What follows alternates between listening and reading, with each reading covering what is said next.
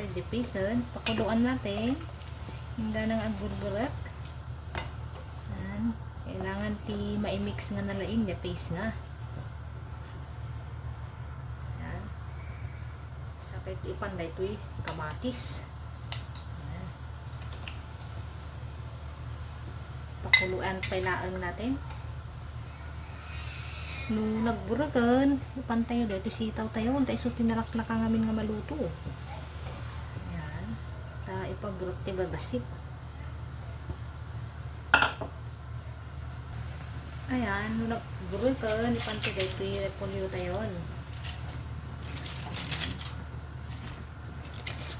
Kada kayo, no, kasta no yung iwa-iwaan. Basta pinangiwak. Ang ulay nga basit. Samot ulit na dadakkel, tamang-tama, laang.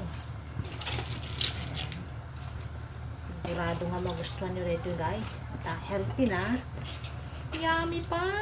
Oh, saan ka pa? Hanap pa iti biro ko. Kalubantay pa laang.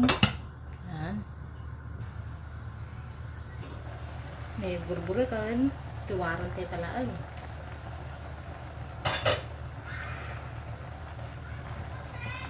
Unay masyado nga lantaan nga lupon pag no naiimas mo tlaan ito pagkaluto na no mayata lipanta na ito'y tofu puff kailangan ti mababat na mabayag na ito pag no maimas naigamurta raman na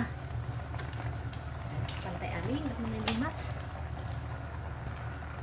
pantay pa yan ito'y bean curd.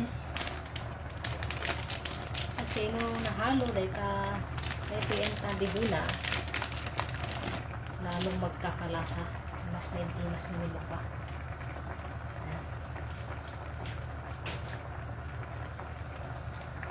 Kalubante pala basit pinubur-burukan. Ayan pantay yung dahil coconut cream.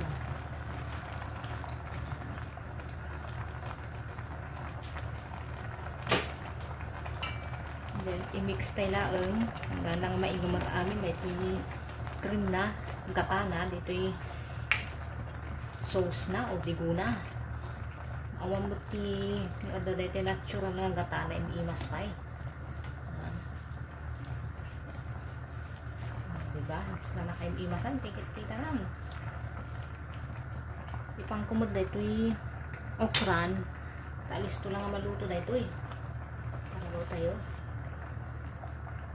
Then, kaluban tayo kung alis ko maluto. Ayan, no, medyo mayatan. Kantay basit ti vegetable stock. Ayan, chicken stock.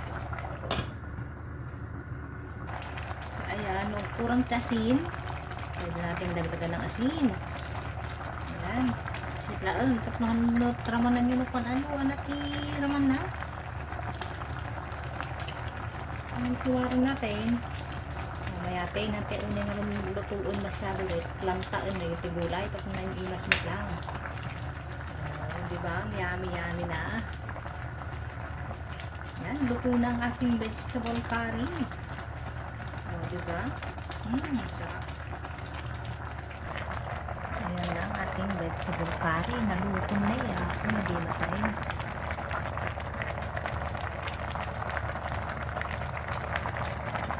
Ayan guys, malpasan.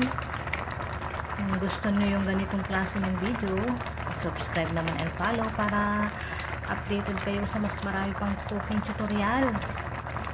So, pahit na rin yung notification bell para updated pa kayo sa mga marami pang video. So, thank you guys for watching. Maraming salamat.